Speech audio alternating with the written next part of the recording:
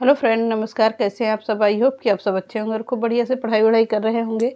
तो चलिए आज हम लोग हिंदी में प्रश्न और उत्तर देखते हैं। एक एक राइटर को तो हम लेकर चल ही रहे हैं, साथ साथ में आप लोगों को प्रैक्टिस भी ज़रूरी है, तो प्रैक्टिस भी करते चलिए आप लोग। थोड़ा सा कुछ तबीयत ख़राब चल रही है, इसलिए आप लोगों को बीच बीच में क्लासें मिल रही हैं, पर जो भी मिल रही हैं आप लोग उसी में वो करिए कि हम काफ़ी दिन से पढ़ा रहे हैं। वैसे भी काफ़ी क्वेश्चन तैयार करवा दिया है, जो पढ़ाया है जाकर मेरे चैनल पर देखिएगा। पूरी क्लासें आप लोगों को, सारी क्लासें, सारे प्रैक्टिस सेट सब कुछ मैंने दिया हुआ है, तो उसी में आप लोग अगर पढ़ेंगे तो काफ़ी चीज़ें उसी से तैयार हो जाएंगी। तो चलिए आज के सेशन को स्टार्ट करते हैं। पहला प्रश्न है, पॉइंट करके लिख लीजिएगा। नागार्जुन का असली नाम क्या था? तो नागार्जुन का असली नाम क्या है? वैद्यनाथ मिश्र था। क्या वैद्यनाथ मिश्र है? अगला प्रश्न पॉइंट है, हिंदी साहित्य में उन्होंने नागार्जुन तथा मैथिली में यात्री उपनाम से रचनाएं किया है। किसने किया है? वैद्यनाथ मिश्र के बारे में कह रहा है कि नागार्जुन जी हैं, चाहे वैद्यनाथ मिश्र कहिए, हिंदी साहित्य में उन्होंने नागार्जुन तथा मैथिली में यात्री उपनाम से रचनाएं किया है। अगला पॉइंट है, काशी में रहते हुए उन्होंने वैदेह उपनाम से भी कविताएं किया है। किसने? वैद्यनाथ मिश्र ने वैदेह नाम से भी क्या किया है? कविताएं लिखी हैं। अगला पॉइंट है, सन 1936 में, कब? सन 1936 में सिंघल में विद्यालंकार परिवेण में ही नागार्जुन का नाम ग्रहण किया गया था। कह रहा है पॉइंट कि 1936 में सिंघल में विद्यालंकार में परिवेण में ही नागार्जुन नाम का क्या किया था? इनको उपनाम मिला था नागार्जुन का। सीधी सी बात ये है, 1936 मिला है, उपाधि मिली है। अगला है, आरंभ में उनकी हिंदी कविताएं भी यात्री के नाम से ही छपी थी। किसकी? नागार्जुन जी की। अगला पॉइंट है, कुछ मित्रों के आग्रह पर 1941 ईस्वी में, कब? 1941 ईस्वी के बाद उन्होंने हिंदी में नागार्जुन के अलावा किसी नाम से न लिखने का निर्णय किया।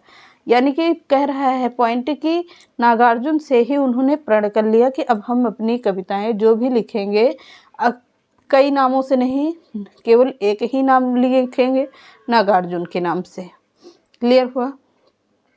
अगला है, नागार्जुन की पहली प्रकाशित रचना एक मैथिली कविता थी। क्या थी? एक मैथिली कविता थी, जो 1929 ईस्वी में लहेसिया सराय दरभंगा में प्रकाशित मिथिला नामक पत्रिका में छपी थी। फिर से देखिएगा प्रश्न को। नागार्जुन की पहली प्रकाशित रचना एक मैथिली कविता थी, जो 1929 ईस्वी में लहेरिया सराय दरभंगा से प्रकाशित मिथिला नामक पत्रिका में छपी थी। किस पत्रिका? कौन सी पत्रिका का नाम था? मिथिला नामक। कब छपी थी? 1929 ईस्वी में। कहाँ छपी थी? लहेरिया सराय दरभंगा से छपी थी। अगला पॉइंट है, उनकी पहली हिंदी रचना राम के प्रति नामक कविता थी। उनकी पहली, नागार्जुन की पहली कविता कौन थी या हिंदी रचना कौन थी? राम के प्रति नामक कविता थी, जो 1934 ईस्वी में, कब? 1934 ईस्वी में लाहौर से निकलने वाले साप्ताहिक मिश्र बंधु में छपी थी। कहाँ पर साप्ताहिक पत्र था? मिश्र बंधु में छपी थी। अगला है, नागार्जुन लगभग 68 वर्ष 1929 ईस्वी से 1997 तक 68 वर्ष का होता है, तो 1997 तक रचना कर्म से जुड़े रहे। 68 वर्ष तक ये रचना कर्म से ही जुड़े रहे। कौन? नागार्जुन जी। अगला पॉइंट है, कविता, उपन्यास, कहानी, संस्मरण, यात्रा, वृत्तांत, निबंध, बाल साहित्य सभी विधाओं पर इन्होंने कलम चलाई है। मतलब प्रश्न ये कह रहा है पॉइंट कि इन्होंने कविता भी लिखी है, उपन्यास भी लिखा है, बाल साहित्य भी लिखा है, और सभी यात्रा वृत्तांत भी लिखा है, निबंध भी लिखा है, और सभी विधाओं पर इन्होंने अपनी कलम चलाई है, यानी सभी पर इन्होंने अपनी रचनाएं लिखी हैं। अगला पॉइंट है, मैथिली एवं संस्कृत के अतिरिक्त बंगला से भी ये जुड़े रहे।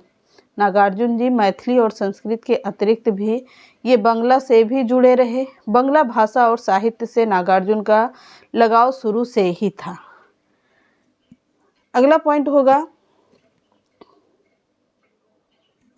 काशी में रहते हुए उन्होंने अपने छात्र जीवन में बांग्ला साहित्य को मूल बांग्ला में पढ़ना शुरू किया था।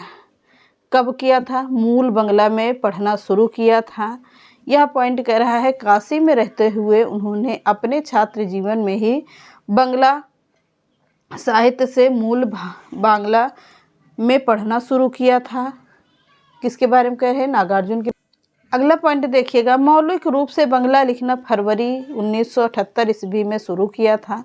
मौलिक रूप से बांग्ला लिखना फरवरी 1978 से शुरू किया था और सितंबर 1979 ईस्वी तक लगभग 50 कविताएं लिखी जा चुकी थी। कितनी? 50 कविताएं लिखी जा चुकी थी। अगला पॉइंट होगा, कुछ रचनाएं बांग्ला की पत्र पत्रिकाओं में छपी थी और कुछ हिंदी की लघु पत्रिकाओं में लिप्यतरण और अनुवाद सहित प्रकाशित हुई थी। अगला पॉइंट होगा, सारे कुछ नागार्जुन जी के ही बारे में पूरा पढ़ाएंगे आज हम लोग। इनके ही पूरे जितने जैसे जैसे प्रश्न बनते हैं बिल्कुल नागार्जुन जी को आज इसी क्लास में ख़त्म कर देंगे, क्योंकि नागार्जुन से बहुत सारे जो प्रश्न बनते हैं घुमा फिरा कर इनका उपनाम, रचनाएं, कविता, पत्र पत्रिकाएं, यात्रा वृत्तांत, नाटक जो भी इन्होंने लिखा है और कैसे कैसे प्रश्न बनते हैं आज की क्लास में पूरा ख़त्म होगा। बस आप लोग देखते रहिएगा और जुड़े रहिएगा। क्लास को पूरा कंटिन्यू देखिएगा। नागार्जुन से जैसे भी प्रश्न बनते हैं कभी भी कोई प्रश्न छूट कर जाने नहीं पाएगा। तो आगे कंटिन्यू करते हुए चलते हैं। मौलिक रचना के अतिरिक्त उन्होंने संस्कृत, मैथिली और बांग्ला के से अनुवाद कार्य भी किया है। किसने? संस्कृत, मैथिली और बांग्ला से अनुवाद कार्य भी किया है। कालिदास उनके सर्वाधिक प्रिय कवि थे। कौन? कालिदास जी उनके सर्वाधिक प्रिय कवि थे और उन्होंने मेघदूत, उनकी मेघदूत प्रिय पुस्तक थी। मेघदूत कैसी पुस्तक है? यह संस्कृत भाषा की पुस्तक है। किसकी है? कालिदास की है, जो बारिश के मौसम में मेघदूतों के ऊपर लिखी गई पुस्तक है। यह क्या है? यह एक गीति काव्य है। मेघदूत एक गीति काव्य है। अगला है मेघदूत का मुक्तक छंद। मेघदूत का मुक्त छंद से में अनुवाद उन्होंने 1953 ईस्वी में किया था। मेघदूत का मुक्त छंद में अनुवाद 1953 ईस्वी में किया था। किसने किया है? नागार्जुन जी ने किया है। किसका किया है? मेघदूत का किया है। कब किया है? 1953 ईस्वी में किया है। 1953 में किया है। क्लियर? आगे बढ़िए। जयदेव के गीत गोविंद का भावानुवाद, जयदेव की कौन सी पुस्तक है? गीत गोविंद है। उसका भावानुवाद 1948 ईस्वी में ही कर चुके थे। कौन? नागार्जुन जी। कब किया था? 1948 में। किस पुस्तक का? गीत गोविंद का। अगला प्रश्न है, वस्तुतः 1944 और 1954 से ईस्वी के बीच, वस्तुतः 1944 से 1954 ईस्वी के बीच नागार्जुन ने अनुवाद का काफ़ी काम किया है। कब से कब तक किया था? 1944 से लेकर 54, यानी कि 10 साल में उन्होंने नागार्जुन का काफ़ी अनुवाद भी किया, काफ़ी कार्य कर चुके थे। अगला पॉइंट है, बांग्ला उपन्यासकार शरत चंद्र के कई उपन्यासों और कथाओं का हिंदी अनुवाद छपा भी है। किसमें? कौन कौन सा है? बांग्ला उपन्यासकार शरत चंद्र के कई उपन्यास और कथाओं का हिंदी अनुवाद में छपा भी हो चुका है। अगला पॉइंट है, कन्हैयालाल मणिकलाल मुंशी। कन्हैयालाल मणिकलाल मुंशी के उपन्यास पृथ्वी वल्लभ का गुजराती से हिंदी में अनुवाद 1945 ईस्वी में किया था। कौन सी पुस्तक थी? किसकी पुस्तक है? कन्हैयालाल मणिकलाल मुंशी के उपन्यास पृथ्वी वल्लभ का। क्या कौन सा उपन्यास है? पृथ्वी वल्लभ का गुजराती से हिंदी में अनुवाद किया था। पृथ्वी वल्लभ कैसी पुस्तक है? गुजराती पुस्तक है। तो हिंदी में अनुवाद कब किया था? 1945 ईस्वी में किया था। किसने किया है? नागार्जुन जी ने किया है। अगला पॉइंट है 1965 ईस्वी में उन्होंने विद्यापति के 100 गीतों का भावानुवाद किया है। नागार्जुन जी ने 1965 ईस्वी में विद्यापति के 100 गीतों का भावानुवाद किया था। बाद में विद्यापति के और गीतों का भी इन्होंने अनुवाद किया है। नागार्जुन जी ने बाद में और भी विद्यापति के गीतों का अनुवाद किया है। अगला पॉइंट है इसके अतिरिक्त उन्होंने विद्यापति की पुरुष परीक्षा, जो संस्कृत में है, विद्यापति की पुस्तक है पुरुष परीक्षा, जो संस्कृत में है, उसकी 13 कहानियों का भी भावानुवाद किया है। कितनी कहानियों का? 13 कहानियों का भी भावानुवाद किया है। विद्यापति की कहानियाँ नाम से 1964 ईस्वी में प्रकाशित हुई हैं। किस नाम से हुई हैं? कहानियाँ नाम से। किसकी? विद्यापति की पुस्तक।